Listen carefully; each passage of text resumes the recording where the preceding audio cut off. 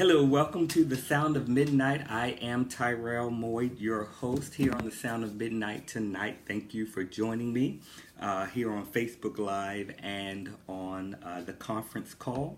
And of course, it will be also posted on our YouTube channel. Again, thank you for joining me. So I've been here and then gone, and last week was the 4th of July holiday, so I'm grateful for being back here tonight. And I want to continue to talk. 2 weeks ago I was still talking about recovery, and I want to continue to talk about recovery, and I'm coming from the parable of the lost son. The parable of the lost son. Often when Jesus would be imparting truths to those around him. He's actually, in this particular parable, talking to scribes and Pharisees, but when he was talking with his disciples, just those who he was pouring into, he would often use parables as a way of connecting with the individuals to whom he was speaking. So here he's talking about the lost son. And I'm going to just read through this. I'm going to stay on time tonight. And this is Luke, the 15th chapter, beginning at verse 11. And it's 11 through 24. And this is the New Living Translation. He said, to illustrate the point further, Jesus told them his story. This story. A man had two sons. The younger son told his father, I want my share of your estate now, before you die. So his father agreed and divided his wealth between his sons. A few days later, his younger son packed all his belongings and moved to a distant land. And there he wasted all of his money in wild living. So the first thing I want to point out here comes from verse 15. Often when we talk about recovery, we talk in terms of addiction, but we can be recovering from different things in our lives. We sometimes are recovering from sex and drugs and television, fame, money. There's so many things that actually disconnect us. Not just addiction, not taking care of our mental health and our mental wellness. If it's from stigma, shame, embarrassment, and sometimes individuals just don't even know what's going on with them. And that's when often you'll see that in depression, when depression set in. But this disconnection, this thing that draws us away from what is really true connection, that's the thing that is the addiction. That's the thing that again is the draw. So here in verse 13, it says, a few days later, his younger son packed all his belongings. So the father had taken their inheritance and split it between his two sons. And the younger son said, I am going to take my inheritance and I'm just going to go and live it up. I'm just going to have a good time. I'm old enough now to do my own thing. I need to get out of here. I've been under daddy's house, under his rules, under his protection long enough. And now I'm ready to go out here on my own. So he leaves. And it says, and there, when he went away, he went to a distant land, and there he wasted all his money in wild living. He became, again, disconnected from his father. About the time his money ran out, a great famine swept over the land, and he began to starve. So just at the point where his money runs out, there's also a famine. And we can often say that's what we face in life oftentimes, that if it's not one thing, then it's another. Something's always coming up, and sometimes those things are piled on to one another. I think about Job. When Job lost all that he had, all of that happened in one setting. All of that happened in one day. One thing right after the other. So when he ran out of money, not only was he out of money, but also there was a famine in the land. There was a shortage of food. There was a shortage of water, a shortage of nourishment that he needed to survive. And it says, and he began to starve. Some of us are starving for love. We're starving for attention. We're starving for connection. I love there, and I can't pronounce his name at the moment, but there's a gentleman who talks about recovery, and he says the opposite of addiction is not sobriety, but the opposite of addiction is connection. So here, when he's starving, he's starving to be connected to something. Now he's starving to be connected. Who are we starving, or what it is what is it that we are starving for tonight? Somebody is starving. Verse 15 said, and he persuaded a local farmer to hire him, and the man sent him into the field to feed his pigs. When I read that, I thought about the power of persuasion, working with individuals in recovery. I've seen and I've heard the stories about different individuals, although they didn't have unlimited wealth, they were able to maintain a particular habit at a particular dollar amount. And I would always ask, well, how could you get, when somebody talk about a $300 a day habit, if I had $300 a day, I would be paying a bill. But they said they would have these particular habits, they would have these particular things, needs, and they would find a way to get what they needed. They knew how to get a dollar. They knew how to make it do what it do. They knew how to make something happen. They had that power of persuasion. So here, the son persuaded a local farmer to hire him, and the man sent him into his fields to feed the pig. Now remember, the son has come from a wealthy a family. He's come from a place where not only did he have wealth, but he had servants, and so everything was at his disposal. And here he has now been reduced to having to go and work and care for the pigs. That was a lowly job. Nobody wanted to do that particular job because that job was the bottom of the barrel. So he had hit his bottom when he got to the place where he had to then work. In order to make money, he had to feed the pigs. Some of us have gotten to the place where we've struggled in so many different areas that we have lowered our standards. I'm never going to get what it is I really want, so I'm just going to lower my standard. I'm never going to be what I really want to be, so I'm going to lower my standard. He got to the place where he hit his bottom. And then in verse 16, the young man became hungry that even the pods he was feeding the pigs looked good to him. But no one gave him anything. And I said that he had hit his bottom when he was reduced to having to go and work with and feed the pigs.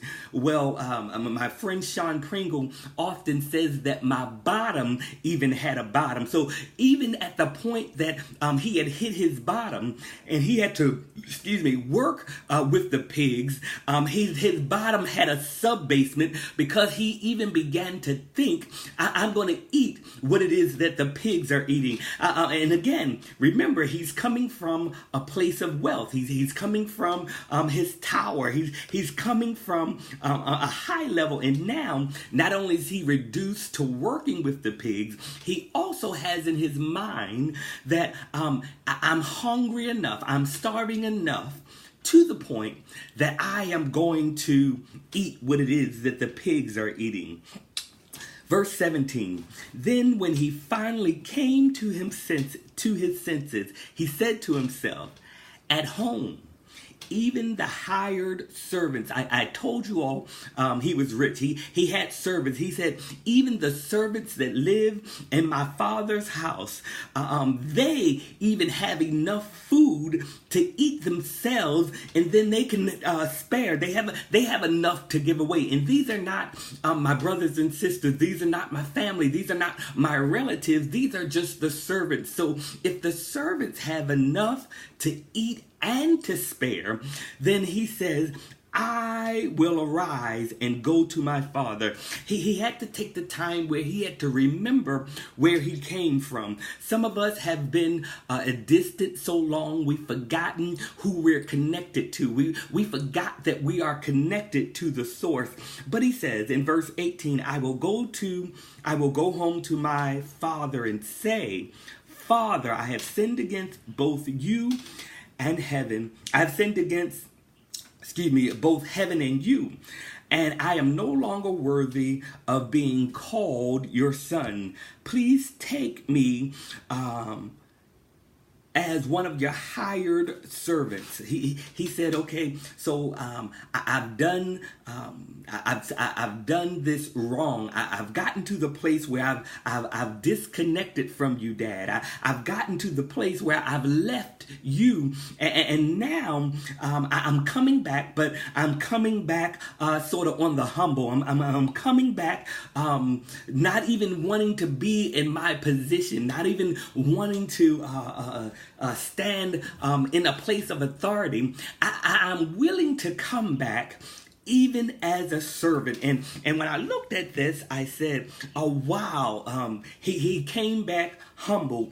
But I think also here, not only was he humble, but I think in a portion here, he had also got the wrong perspective. Not only did he forget where he came from, but he actually forgot who he was. He forgot that he was a son. And it doesn't matter how long we've been away. It doesn't matter how long you've been doing what you're doing. No, it doesn't matter how long you've been trapped in the things that you've been trapped in, and you haven't been able to get over what you haven't been able to get over yet. You are still a son. You're still connected to the source.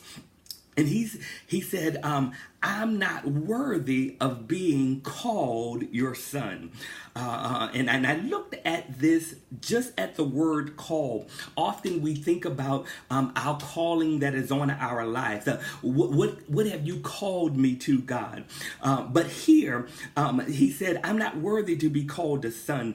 And what God is trying to get us to see and trying to get us to understand is not just our calling, it is who we are. I'm not just called a son, I'm actually a son. I don't just have this calling on me, I'm living in this sonship. And if my father is the king, then I have rights in the kingdom. I can't forget who I am. Verse 20 says, so he returned home to his father. And while he was still a long way off, his father saw him coming, and filled with love and compassion, he ran to his son, embraced him, and kissed him. So what happened here is that the son followed the plan. 2 weeks ago, when I talked about this, I talked about it highlighting 3 different things, and I'm going to just read it real quick for those who need 3 points. The first is coming to our senses. The first thing that we have to do is come to our senses. That's in verse 17. And then in verse 18 and 19, we have to create a plan. Point number 2 is create a plan. He said, I will arise, I will go to my father, and this is what I'm going to say, this is what I'm going to do. He had the plan in his head. And then in verse 20 and 21, he followed the plan. So first we must come to our senses, we must create a plan, and then we must follow the plan. And again, that's just a reminder from a couple of weeks ago. But he followed here his plan in verse 20. He went through the first 4 stages of change. If those who have worked in the fields of recovery, and often different fields, they talk about the stages of change. And the stages of change are pre-contemplation, contemplation, preparation, action, and maintenance. So here he went through 4 of the stages of change. For he first was in the pre-contemplation stage, when he was out there just living it up. I'm just doing my thing. I'm 21 plus, and I'm just going to do me. He had no cares or worries in the world. He was in that pre-contemplation stage. And then when things got rough, when things got bad, when he hit his bottom, he began to contemplate. He began to think about some things, because it says he came to his senses. And then after he came to his senses, he began to prepare. I'm going to go to my father. I'm going to say this. I'm going to do this because I'm tired of being out here starving. I'm tired of being in this low place. I understand that I am connected to something else, so I don't have to stay where I am. And then after he left that preparation stage, he got into action. He actually got up and went to his father. And then here in verse 20 and 22, if you are the type to underline the first 3 words in verse 21, and then the first 4 words in verse 22. 21 reads, his son said to him, Father, I have sinned against both heaven and you, and I am no longer worthy of being called your son. So he did exactly what he said he was going to do. He said, I'm not worthy. This is what I planned to do, and now I'm doing what it is I planned. I'm putting that plan into action. But his father said to the servants, quick, bring the finest robe in the house and put it on him. Get a ring for his finger and sandals for his feet, and kill the calf that we have been fattening. We must celebrate with a feast. So I can imagine this particular scene. The son is returning, and his father, when his father sees him coming down the road, the father doesn't even wait for him to make it to the door. The father bolts from the door, runs down to him, and begins to hug him and kiss him and embrace him. And he was like, whoa, wait. He did not even know how to receive love. We've gotten to the place where I've been distant for so long. I've been separated for so long, that now that you are genuinely trying to show me some love, now that I'm genuinely in a place where I'm being respected, now that I'm in a relationship that actually honors me, I'm so used to not being loved that now when love is actually expressed, I don't know how to handle it. So he said, he said to his father, I've sinned against both heaven and you, and I'm no longer worthy to be called your son. So going back to my point, the first 3 words is his son said. But in verse 22 it says, but his father said. There are some things that we've been saying and speaking over our life that are in contradictory to what God has planned for us. For his son said, I'm not worthy. But his father said, go get him a ring. His father said, go put some sandals on his feet. His father, God has recognized, even when we can't see the good in ourselves, we don't have a reason for getting back up. We don't feel like I've tried it before. I'm not going to do it again. I've tried to reach out to this person or that person before, and it hasn't worked. But his father saw something in him that he didn't see in himself. His father still recognized his sonship. Even when we feel disconnected, even when we feel distant from God, God is still calling us son. God is still recognizing the relationship that he has with us. For he says here in verse 24, for this son of mine was dead. He claims him. I don't care what you look like right now. You might be dirty. You may have lied. You may have stolen. You may have missed the mark. You may have not crossed every T or dotted every I. But you are still my son. There's nothing that can separate me from the love of God. What shall separate me? He said, for this my son was dead and has now returned to life. There's some things out here that's been killing us. There's the distance, the disconnection, the secrets, the things that we've been not being upfront about, those things that have disconnected us from those that we love. God said we have to get to the place where we can return to life. He said, this son of mine was dead and has now returned to life. He was lost, but is now found. So let the party begin. I thank God for this particular reading from the parable of the lost son, because it is true it's a true story of recovery, a true story of redemption. God has so connected with us. God has so infused us with his power. And we sometimes lose sight that we are Christ in the earth. We lose sight of who we are. So we let bad news, we let things that have happened to us, we let experiences that have happened in our life hold us back. But I encourage you tonight to come to your senses, for you to remember not only where you came from, but also remember who you are. You are a king's kid. And then once you realize who you are, then you begin to plan out, this is how I am going to have my comeback. This is how I'm going to have my great return. This is the vision that I see for myself.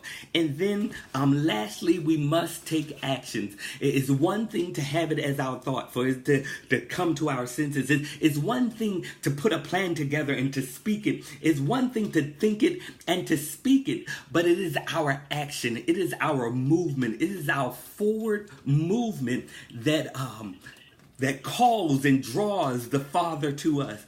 And we know that when the Father shows up, when God shows up, then everything that has been disconnected is connected again. He begins to envelop us in his love. He begins to envelop us in his care. I love the saying that I have the favor of God, and favor sometimes is not fair. God has a plan for you, and you may have think I've done too much. I've wasted too much time. I'm too old now. Whatever the excuse may be, know that God is calling you back home, calling you back to connection. For there is a plan and there's a purpose for your life, and there is recovery for you. So everything that you lost, you shall and you can recover. God bless you. Right before we go, a quick word of prayer. I've gone well over tonight. Dear God, I just thank you now for your word that you have spoken and to us, the word that you've left for us, dear God, that it might even encourage us today, that we might take the principles from the scriptures and apply them to our lives so that we could live well, so that we could be well, so that we could show up being and living our best life on purpose. So God, we thank you for this wisdom, for this word. We thank you for your instructions in the word. And dear God, we endeavor every day to do what it is you're called us to and who you've called us to be. Lord God, we just thank you for everyone who is connected to us. Bless them and keep them. This is our prayer in Jesus' name. Amen. Thank you so much for joining me tonight. I know I went over, but just count it as double since we missed last week. I will see you here next week on The Sound of Midnight. Good night.